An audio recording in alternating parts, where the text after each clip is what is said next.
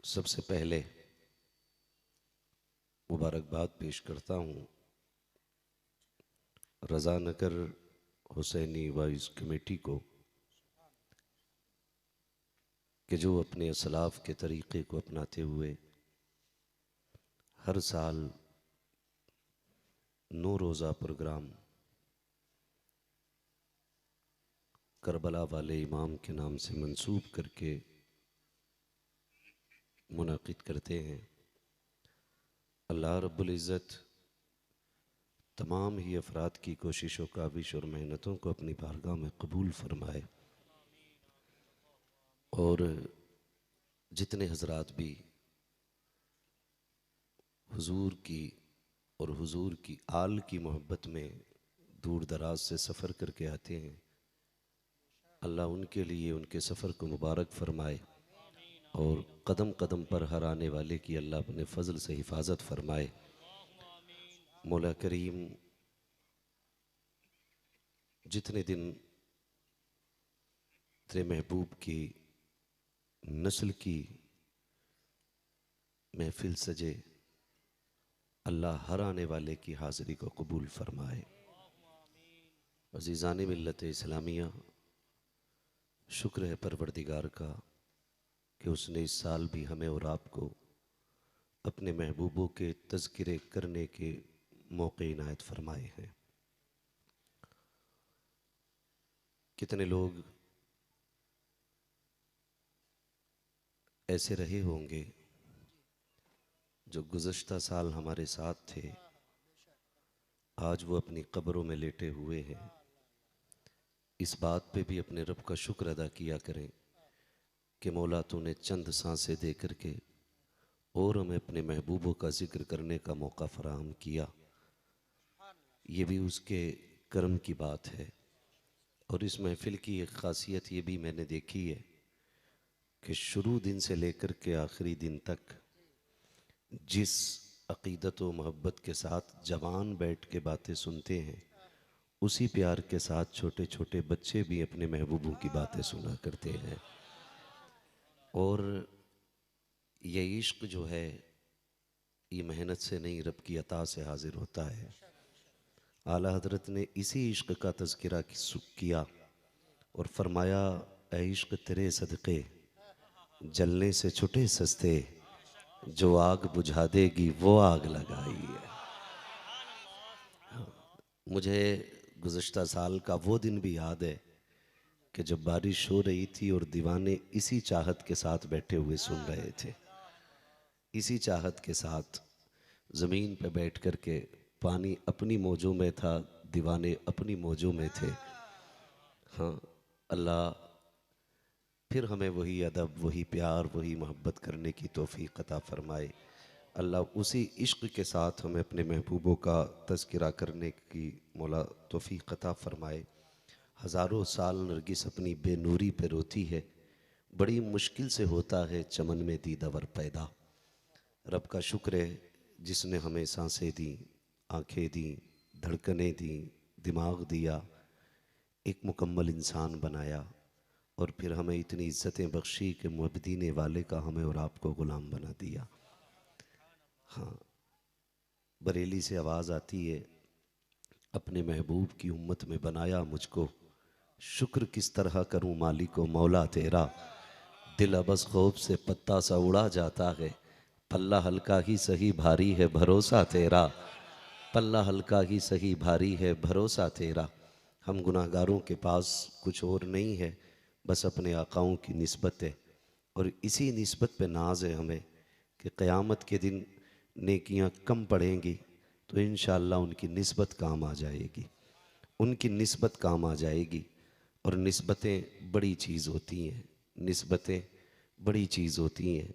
इन निस्बतों को कायम रखना, जब तक ज़िंदा रहना, करबला वालों की निस्बतों को अपने घरों में आबाद रखना और अपनी नस्लों को बता जाना कि हमारे एक एक बाल पे नबी के घराने का एहसान है, एक एक जिस्म के हिस्से हिस्से पे मदीने वाले की नस्ल का एहसान है।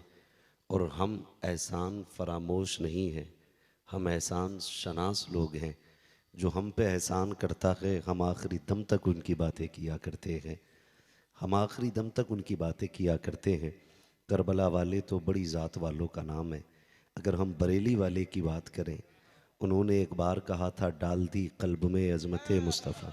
उन्होंने एक बार कहा था एक मेरा ही रहमत में दावा नहीं, शाह की सारी उम्मत पे लाखों सलाम।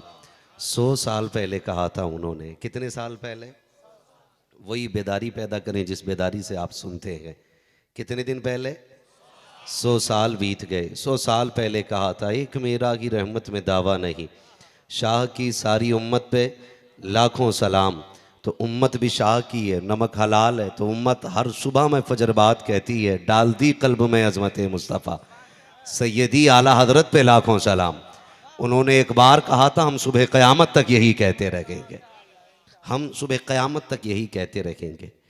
मैं आज चंद बातें आपसे करूँ। आज चूँकि पहला दिन है, बड़ी तवज्जो के साथ, मुझे मालूम है समातें बड़ी अच्छी रहती हैं, लोग बड़े अच्छे रहते हैं, और शुक्र रब का मौलाना अब्दुल रहमान साहब क़िबला मेरी नज़रों के सामने अक्सर काले बाल नज़र आ रहे हैं। एक साहब कह रहे थे गुफ्तगू में कि नौजवान हुजूर से दूर हो रहे हैं। मैं कहता हूँ ये जलसों में बैठे सर देखो, इनमें बालों के रंग देखो, यकीनन जितने काले बाल हैं सारे ही जवान होंगे, सारे ही जवान होंगे। फिर आप परसेंटेज निकालें कितने काले बाल वाले हैं कितने सफ़ेद बालों वाले। अगर काले बालों वाले ज़्यादा हैं तो समझो जवान महफिल में ज़्यादा बैठे हैं, और अगर जवान महफिल में ज़्यादा बैठे हैं तो फिर ये कहने का हक़ नहीं है कि जवान दीन से दूर हो रहा है। ये सरों का सैलाब बता रहा है कि जवान दीन से दूर नहीं, जवान दीन के करीब होता जा रहा है, जवान दीन से करीब होता जा रहा है। और हम हर महफिल पे मदीने वाले की महफिल को फ़ौक़ियत देते, हम हर मजलिस पे मदीने वाले की मजलिस को ज़्यादा फ़ौक़ियत देते हैं। इसलिए कि हमारी चौराहों की महफिलें, हमारी चाय की दुकानों की महफिलें, हमारे यारों के साथ बैठने की महफिलें, खुदा की कसम ये ज़ाय हो सकती हैं, लेकिन करबला वाले की महफिल में बैठने वाली घड़ियाँ ये ज़ाय नहीं की जाएंगी। क़यामत के दिन अल्लाह इसी के सदक़े में मग़फ़िरत अता फ़रमा देगा, इसी के सदक़े में हम बख्शे जाएंगे। आज ना बस चंद बातें ज़रूरी हैं।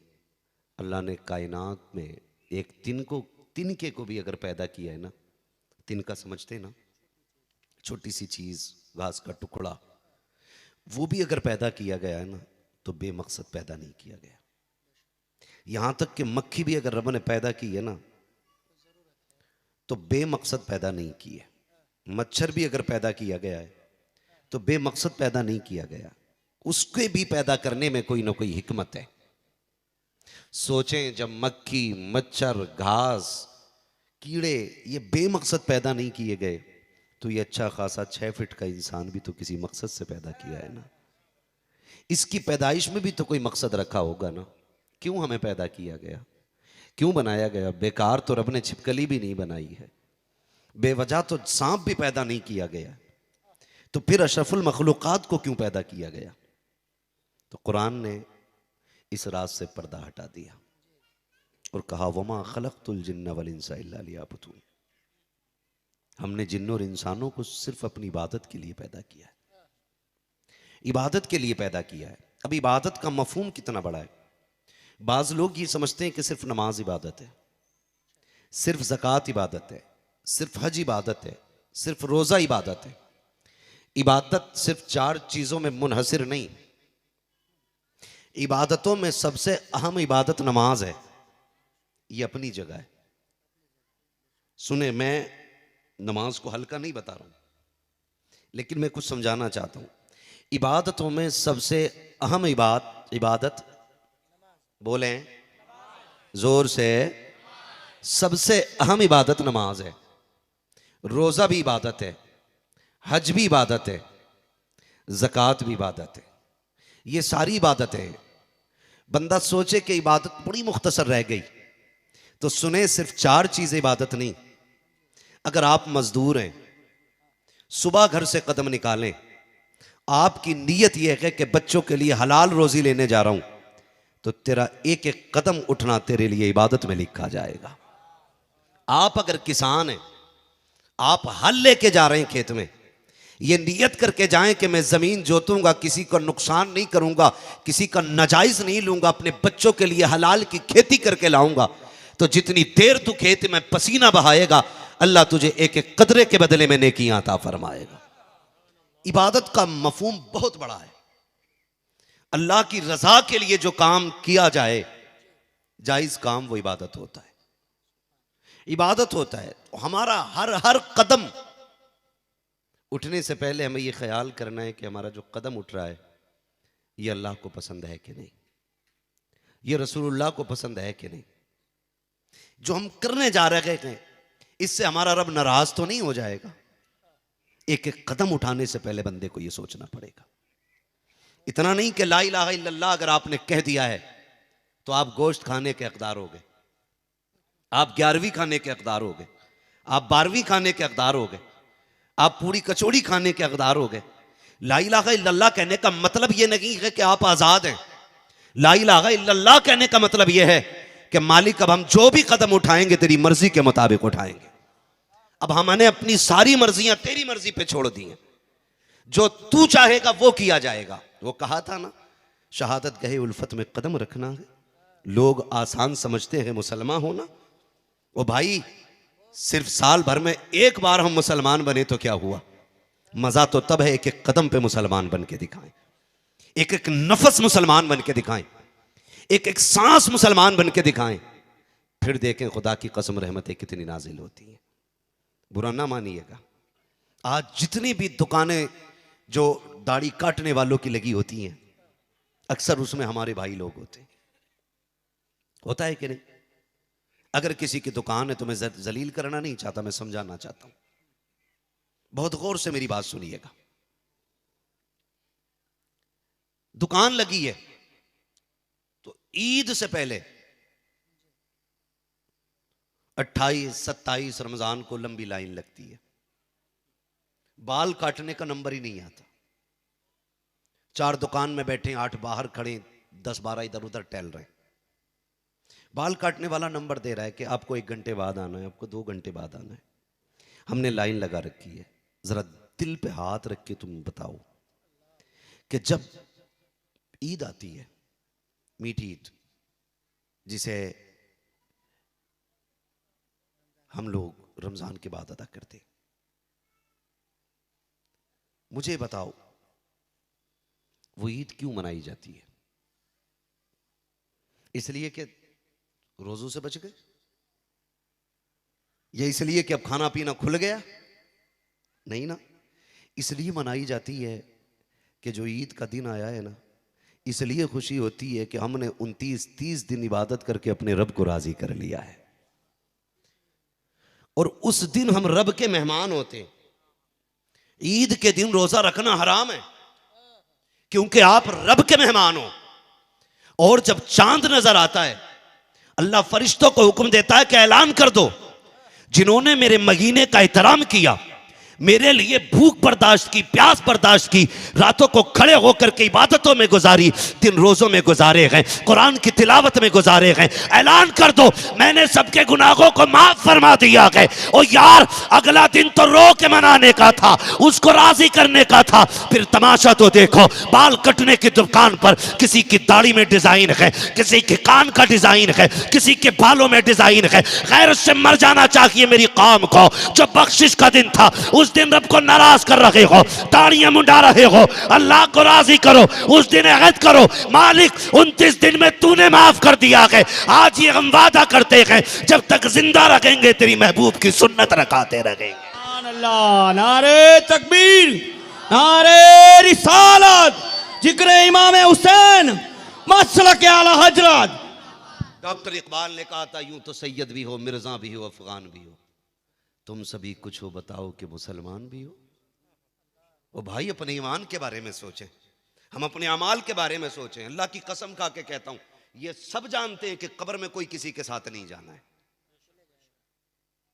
जाना है किसी को? कोई लेट पाएगा? नहीं ना। कितने भी पक्का यार हो, उतरेगा कोई कब्र में साथ में? कोई कहेगा मैं यार को अकेला नहीं छोड़ूंगा, इसके साथ मुझे भी दफना दो? कोई कह सकता है? उसूल है, अपनी कब्र में खुद लेटना है, अपने किए का हिसाब भी खुद देना है। जिंदगी का कोई भरोसा नहीं है, कोई भरोसा नहीं है। अभी एक हादसा हुआ, लोग हज करके लौटे, एक्सीडेंट हो गया, एक गाड़ी में 5 अफराद खत्म, घर नहीं पहुंच पाए। वो कहा था किसी ने, सामान 100 बरस का है, पल की खबर नहीं है, कोई गारंटी नहीं है सांसों की। अभी अचानक जिस दिन मैं आया, हमारे इलाके के हमारे रिश्तेदार भी डॉक्टर साहब थे, घर गए, शाम को जाकर के बेटी ने पानी पिलाया, कोल्ड ड्रिंक पी, खाना खाने के लिए बैठे, बिल्कुल सेहतमंद। हिचकी आई, बेहोश हो गए, हॉस्पिटल लेके गए, डॉक्टर ने कह दिया अभी ये खत्म हो चुके। कुछ पता है? कुछ नहीं पता यार, कुछ नहीं पता। जनाजे उठते देखते हैं हम, कब्रें खुद ही देखते हैं हम।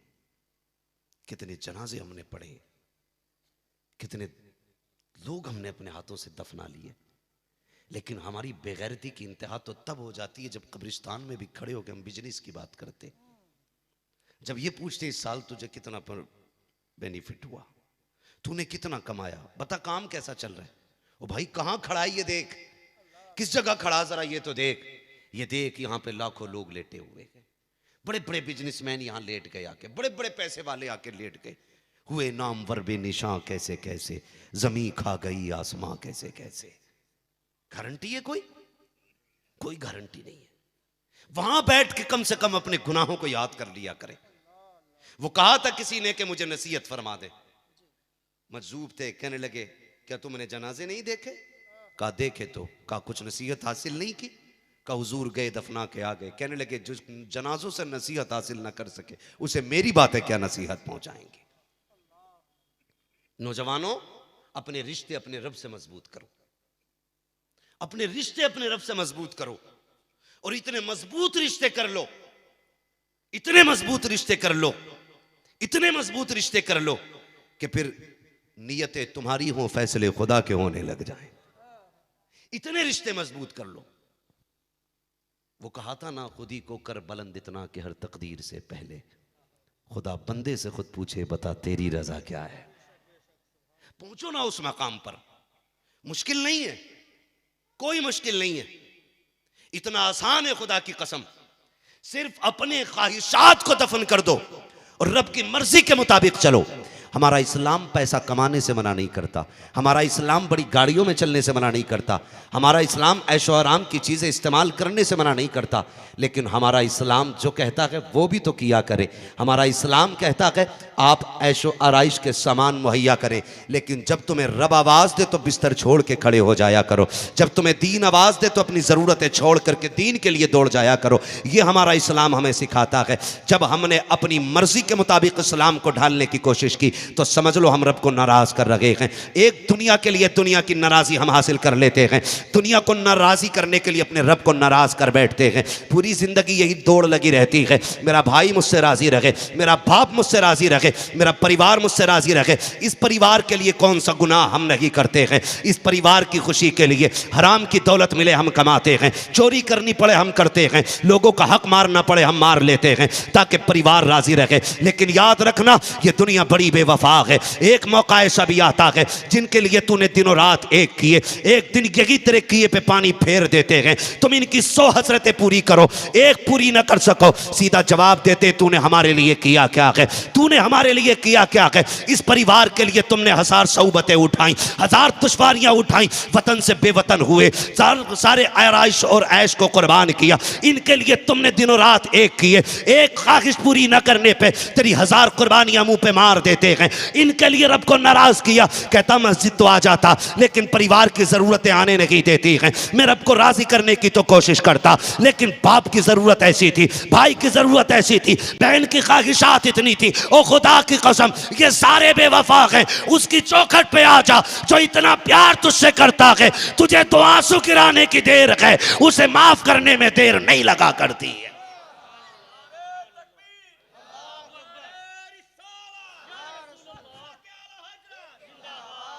आजमाओगे एक दिन दुनिया को, जितना चाहो इसके लिए दौड़ लो, और जितना चाहो इसके लिए कर लो। एक दिन जिंदगी में ऐसा आएगा कि तुम ये महसूस करोगे कि तुम्हारे अपने तो अपने, तुम्हारा साया भी साथ छोड़ गया। हर शख्स जिंदगी में एक दिन ऐसा पाता है कि जब वो इतना तन्हा हो जाता है कि उसे लगता है कि अब उसका साया भी उसका साथ देने तैयार नहीं। याद रखना, अगर साया भी साथ छोड़ जाए, ना उम्मीद ना होना, हिम्मत ना हारना।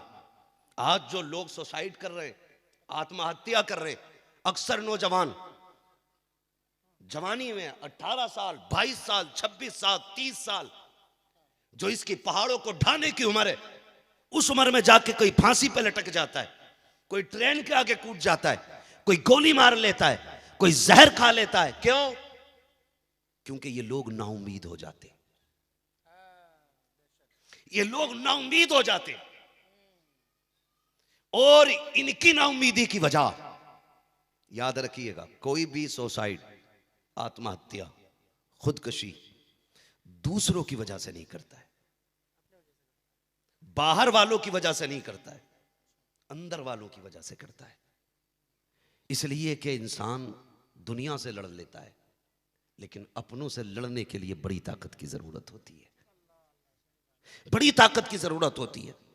जो आज सुसाइड केस बढ़ रहे हैं, आज जो आत्महत्याएं नौजवान कर रहे हैं, बेटियां जहर खा ले रही हैं, नौजवान फांसी के फंदे पर झूल जा रहा है। क्यों? क्योंकि इसका एतकाद कमजोर है, यह हिम्मत हार गया है।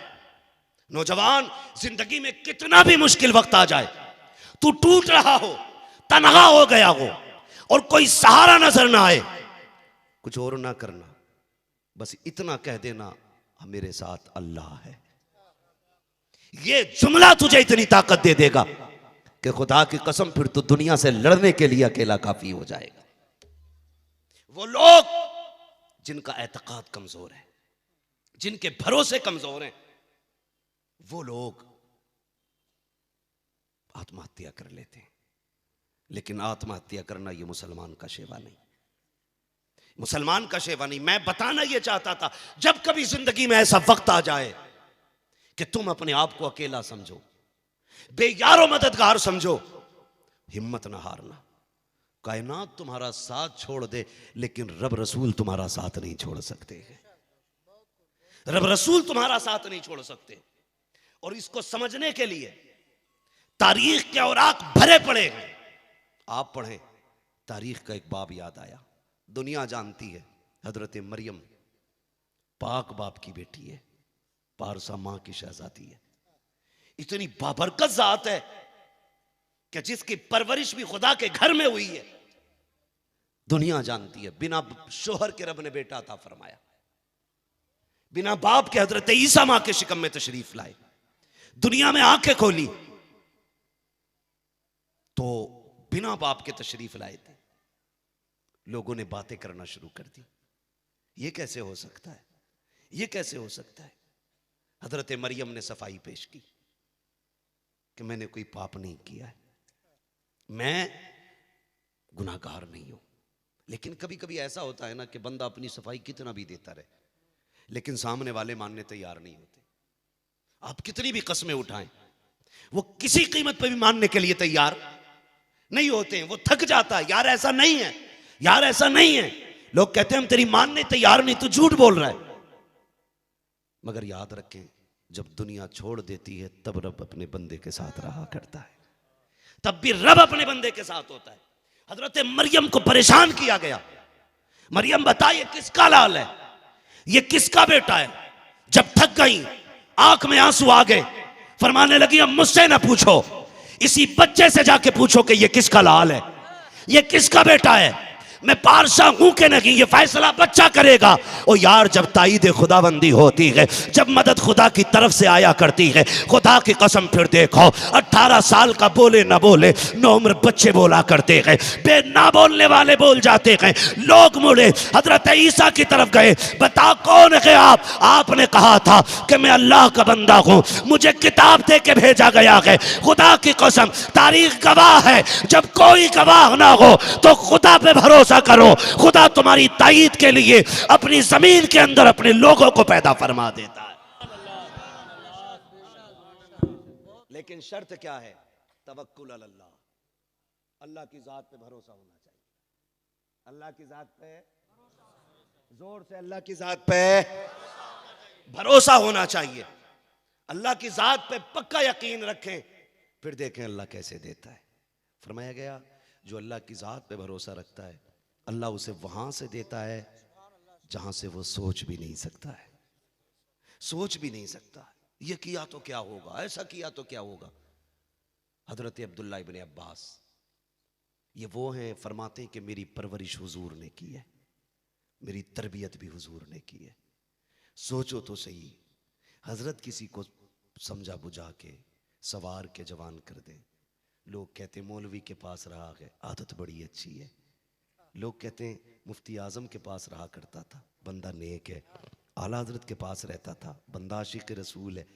हाँ, हम तो बड़ी निस्बतों वाले लोग हैं, हम तो जूतियां उठाने वालों को भी सर पे उठा लेते हैं।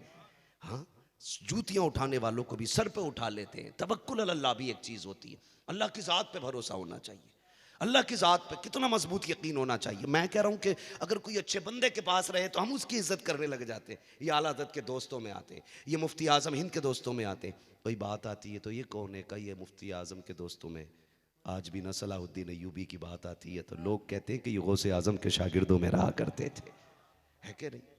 सलाहुद्दीन अय्यूबी का नाम आए तो इसलिए भी सर झुक जाते कि उनकी तरबियत बगदाद वाले ने की थी। और यार, अगर बगदाद वाला किसी की तरबियत कर दे तो वो फातेह बन के चमकता है, जिसकी तरबियत मदीने वाला कर दे वो कैसे बन के चमकता होगा। हजरत अब्दुल्ला इब्ने अब्बास फरमाते मेरी तरबियत हुजूर ने की। फरमाया एक दिन आका ने फरमाया अब्दुल्ला सुन, अल्लाह जिसे नवाजे उसे कोई गिरा नहीं सकता है, और जिसे वो गिरा दे उसे कोई उठा नहीं सकता है। कोई तेरा लाख बुरा चाहे लेकिन खुदा तुझसे राजी है। फरमाया फिर दिल थोड़ा न करना, पूरी दुनिया एक तरफ हो जाए, तू एक तरफ खड़ा रहना, फिर भी ताकतवर तू ही रहेगा, तू ही रहेगा। है क्या मसला? मसला ये मुसीबत हर शख्स के साथ है। किसी को भी परेशानी आ जाती, किसी को भी परेशानी आ जाती, लेकिन हम चूंकि खता के पुतले हैं, गुनाह हमारी फितरत में होते रहते, गुनाह करते रहते हम लोग, लेकिन वो भी बड़ा करीम है, वो भी बड़ा करीम है। किसी खता की बुनियाद पे वो रोजी बंद नहीं करता है, वो गुनाह की बुनियाद पे रोटी बंद नहीं करता है, वो गुनाह की बुनियाद पे अपनी हवा पे पहरे नहीं बैठाता, वो गुनाह की बुनियाद पे तेरा ऑक्सीजन बंद नहीं करता। जरा सी हल्की कर दी थी ऑक्सीजन, दुनिया कोरोना के चक्कर में आ गई थी, सिलेंडर के सिलेंडर खाली हो गए थे, लेकिन जब मौत का वक्त आया सिलेंडर न बचा सके, और जब वो बचाने पे आता है तो पत्थर के अंदर कीड़े को भी जिंदगी बख्श देता है। आज ना देखें दुनिया, हम मादियत पे भरोसा करते, अकीदा मजबूत करें मेरे भाई। मैं बरेलवी हूं, खुदा का शुक्र है मैंने सुन्नी घराने में तरबियत पाई है। अल्लाह ने मेरे माँ बाप को पक्का सुन्नी बनाया है, मैं ऐसे घर में पला बड़ा हूं। मैं आपको समझाना चाहता हूं अकीदे मजबूत करें, अकीदे मजबूत करें। बड़े कमजोर हैं हम लोग, मादियत पे भरोसा करते। गाड़ी खरीदने चले ना तो कहते हैं एयरबैग कितने, कहा कि इसके अंदर 6 एयरबैग है, कहता ले लो, एक्सीडेंट में कुछ नहीं होने वाला। ये क्या बोले इसमें 2 एयरबैग है, का पीछे वाले तो पक्के ही मर जाएंगे। ये हम दिमाग लगा रहे होते, हम दिमाग लगा रहे होते, लेकिन रब का वादा है मौत जब आएगी ना तो 7 ताले भी तुम्हें नहीं बचा पाएंगे। 7 तालों के अंदर भी बंद हो जाओ तो वो तुम्हें जोर से तुम्हें नहीं बचा पाएंगे। नाम नहीं लूंगा, एक डांसर था, अपने साथ इंजीनियर डॉक्टर सारे रखता था, वो बड़े बड़े साइंटिस्ट रखता था, हर खाने को चेक करके खाता था और हर वक्त अपने टेस्ट कराता था ताकि मैं ज्यादा से ज्यादा जीऊं। लेकिन कोई कितनी भी तदबीर इख्तियार कर ले, जब तकदीर गालिब आती है तो फिर कोई नहीं बचा पाता है, कोई नहीं बचा पाता है। मिट्टी खाने वाले 100 साल जी जाते, सोना खाने वाले 50 साल में मर जाते। मालिक कौन है? बोले जोर से और जोर से, अल्लाह है मालिक।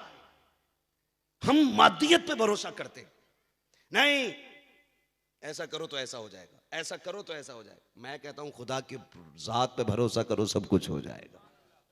भरोसा करने वाला होना चाहिए रब की जात पे। एतकाद कमजोर होगी, नजरिए कमजोर होगे, मांगने का सलीका नहीं रहा। जिंदगी में दुख सबकी आते। नौजवानों कभी हिम्मत ना हारना, कभी सुसाइड ना करना। तुम अकेले नहीं हो, तुम्हारे साथ तुम्हारे रब की जात है। तुम्हें उसने अपने लिए बनाया है, वो तुम्हारे लिए है। तुम उस पर भरोसा तो करके देखो। आज कोई बंदा इतना मजबूर और कमजोर नहीं। आज किसी की कंडीशन ऐसी नहीं जिस तरह तारीख में हजरत जुनैरा की कंडीशन मिलती है। कौन जुनैरा? इस्लाम का इब्तदाई दौर। तवज्जो है? थके तो नहीं अभी ना? अल्लाह सलामत रख के अभी 9 दिन और सुनना है। नहीं नहीं, मुझे तो नहीं, मतलब आपको 9 दिन बैठना है यहाँ पे। मेरा तो कोई मसला नहीं, परदेसी आदमी है, कभी किधर कभी किधर।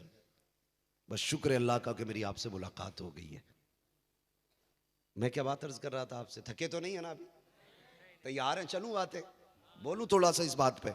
ये जरूरी है क्योंकि पहला दिन है, हमें अपने रब की जात को समझना है।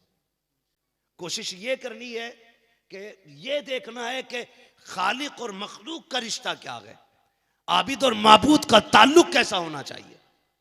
यह सबसे ज्यादा जरूरी काम है। इसलिए कि चाहे वो बगदाद शरीफ हो, करबला शरीफ हो, नजफ अशरफ शरीफ हो, मदीना शरीफ हो, सबका मकसद खुदा की जात तक पहुंचाना है। ये बात जहन में रखें आप, ये बात जहन में रखें।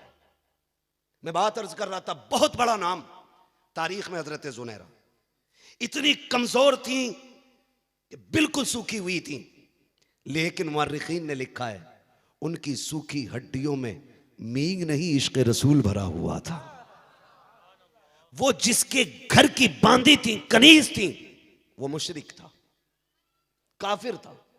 जैसे ही आपने कलमा पढ़ा, जुल्म के पहाड़ टूट पड़े, इम्तिहान की घड़ियां शुरू हो गई, मारा गया, पीटा गया। याद रखिएगा, साथ में कौन है? अल्लाह। हशर क्या हो रहा है? मारा जा रहा है, पीटा जा रहा है।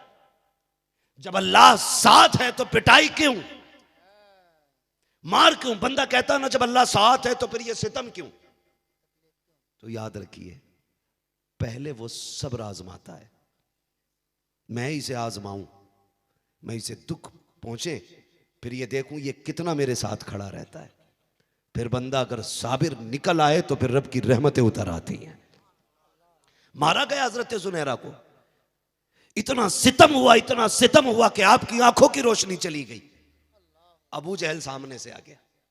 अबू जहल ने आके कहा, जुनैरा तूने हमारे खुदाओं को छोड़ दिया, इस वजह से लात और मनात ने तुम्हारी आंखों की रोशनी ले ली है। लातो मनात ने तुम्हारी आंखें की रोशनी ले ली, अंधा कर दिया तुम्हें। अभी वक्त है कि तू अब भी मान जा। तूने नहीं माना, हमारे खुदाओं ने तेरी आंखों की रोशनी ले ली। मुअर्रिखीन ने लिखा है कि बहुत कमजोर थी, बहुत दुबली थी, पूरे जिस्म की ताकत इकट्ठा की, पूरी ताकत लगाई बोलने में, और बड़ी ताकत के साथ आपने तड़प के कहा था, खबरदार, तेरे लातो मनात की औकात नहीं है जो मेरी आंखों की रोशनी ले सके। ये तो मेरे रब की हिकमत है, रोशनी देने वाला भी वो है, रोशनी लेने वाला भी वो। सुभान अल्लाह, नारे तकबीर, नारे रिसालत। रोशनी देने वाला और रोशनी लेने वाला भी वो है। उसके बाद आपने कहा जिसने दी रोशनी उसी ने ले ली रोशनी, अगर वो अब भी चाहेगा तो फिर रोशनी अता फरमा देगा। ये अकीदा देखे, एतकाद देखे, कितना मजबूत एतकाद है, कितना मजबूत एतकाद है। कह रही कि जिसने रोशनी दी उसी ने ले ली, अगर वो चाहे तो फिर दे देगा, उस कमजोर खातून के लहजे में वो रोब था, वो दबदबा था कि मक्के के कुफार के सरदार गर्दन झुकाए खड़े थे, किसी के मुंह में कोई लफ्ज नहीं आ रहा था, कोई बात नहीं बन पा रही थी अबू जहल से। ऐसा रोब था हजरत जुनैरा के लहजे में कि जबान कांप रही थी बोलते हुए अबू जहल की। सारे गर्दन झुकाए खड़े थे। हजरत जुनैरा ने कहा था, मालिक मेरा अल्लाह है, रोशनी देने वाला भी वो है, लेने वाला भी वो है, अगर वो चाहेगा फिर दे देगा। तो ये बोलना तो चाहते थे, लेकिन ईमान वाले की जुर्रत ये थी, उसकी हैबत ये थी कि कोई जवाब इनके मुंह में ना था। गर्दन झुकाए वापस चली गई, वापस चले गई है। अब जुनैरा हटी है, आह नहीं की है, चिल्लाई नहीं है, किस्मत को नहीं कोसा था, हाय बिल्ला नहीं किया था। रब का शुक्र अदा करते करते बिस्तर पे लेट जाती है, रब का शुक्र अदा किया, सो जाती है। तारीख गवाह है, अगले दिन का जब सूरज निकला तो सिर्फ सूरज में रोशनी नहीं, सुनहरा की आंखों में भी रोशनी थी। और वो अगले दिन छड़ी लेके गलियों में घूम रही थी और ये कह रही थी, बुलाओ अपने खुदा को, देखो मेरे रब ने रोशनी दे दी है, अपने खुदा को बुलाओ। वो लेके दिखाए, वो कह रही थी, इधर आ सितम कर, सितम आजमाए, तू चीर आजमा हम जिगर आजमाए। नारे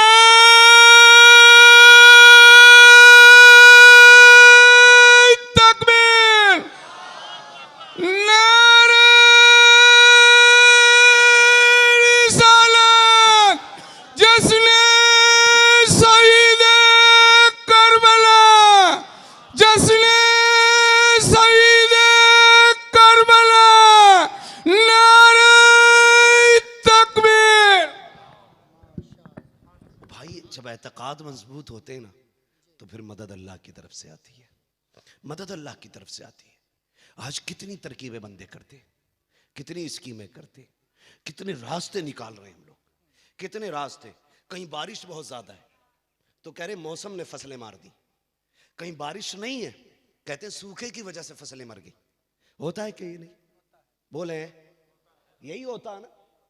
हम देखें जरा, देखें अगर फसल अच्छी हो जाए तो कहते हैं कि ये मेरे खाद का कमाल है, ये मेरी दवा का कमाल है, मैं बीज बड़ा महंगा लाया था, देखा कितनी अच्छी फसल हुई। और अगर फसल मर जाए तो कहते हैं नहीं नहीं ये मौसम की वजह से मर गई, मौसम की वजह से मर गई। कोई कहता पानी की वजह से, पानी ज्यादा हो गया इसलिए मर गई, कोई कहता पानी कम हो गया इसके लिए मर गई। सुने हजरत अबू हुरैरा रज़ियल्लाहु ताला अन्हु से मरवी है, आका करीम सल्लल्लाहु ताला अलैहि वसल्लम ने इरशाद फरमाया कि एक शख्स पहाड़ों में था, उसने बादलों के अंदर से आवाज सुनी, कोई कह रहा था बादलों पानी बरसाओ, फला का खेत सैराब होना है। ये कोई कहानी नहीं है, कोई किस्सा नहीं है, ये सियासत की हदीस है, बुखारी शरीफ में है, हजरत अबू हुरैरा से मरवी है। आप कहते हैं कि हुजूर ने फरमाया, शख्स पहाड़ों में था, उसने बादलों के अंदर से आवाज सुनी, उसने बादलों के अंदर से आवाज सुनी, कोई ये कह रहा था कि बादलों पानी बरसाओ, फलां शख्स की खेती सूख रही है।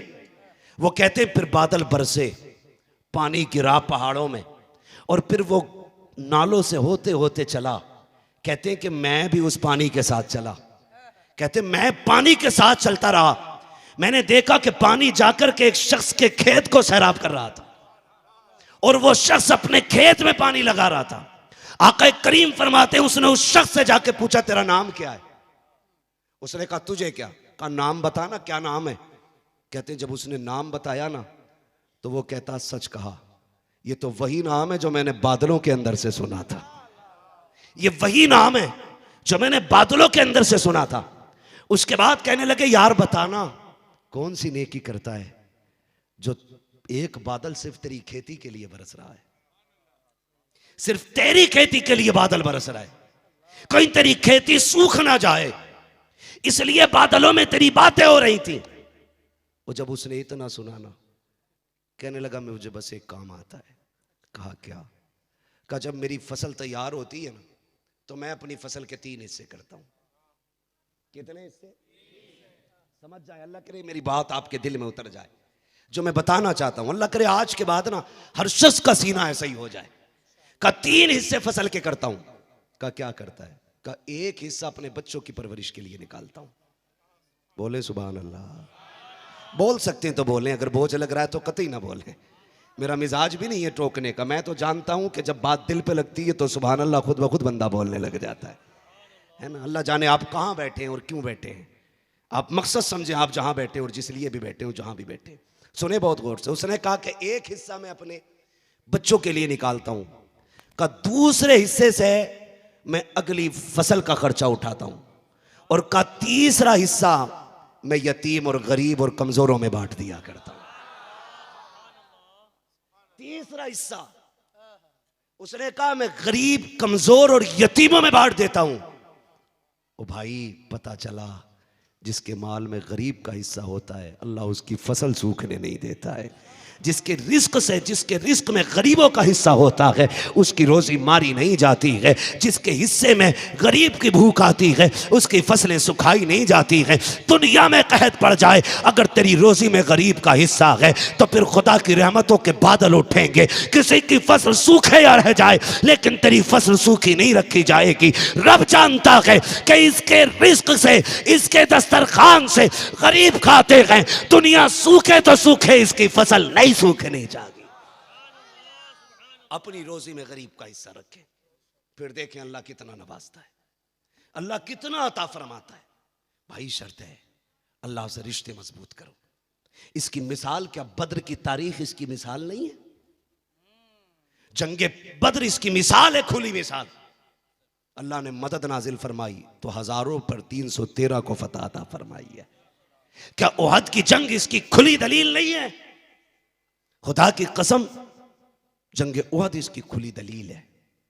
और फिर फतेह मक्का देखो, जिस जमीन से महबूब को निकाला गया, जिस जमीन पर रहना दुश्वार कर दिया गया, जिस जमीन पे सांसें तंग कर दी गई, जिस जमीन पे घर छोड़ने पे मजबूर किया गया, जिस जमीन पर लोगों को सुकून से नहीं रहने दिया गया, जिस जमीन पे कांटे बिछाए गए, जिस जमीन पे गले के अंदर कपड़े डाल के फांसी का फंदा बनाया गया, जिस जमीन के अंदर सजदे में गर्दन पे औजड़ी रख दी गई, जिस जमीन पे पत्थर मार के लहू लहान कर दिया गया, जिस जमीन पर चोरी छुपे हर तरह से सितम किए गए, फतेह मक्का के दिन हजारों तलवारों के साथ मेरा महबूब फातेह बन के तशरीफ लाता है। और वो फातेह बन के आना ये आज तक के लिए ऐलान है। लोगों, रब की जात पे भरोसा रखना। जब वो बंदे के साथ होता है तो फिर वो कमजोरों को भी ताकतवर पे कामयाबी अता फरमाया करता है। पढ़ें इस चीज को, अपने रब से रिश्ते मजबूत करें।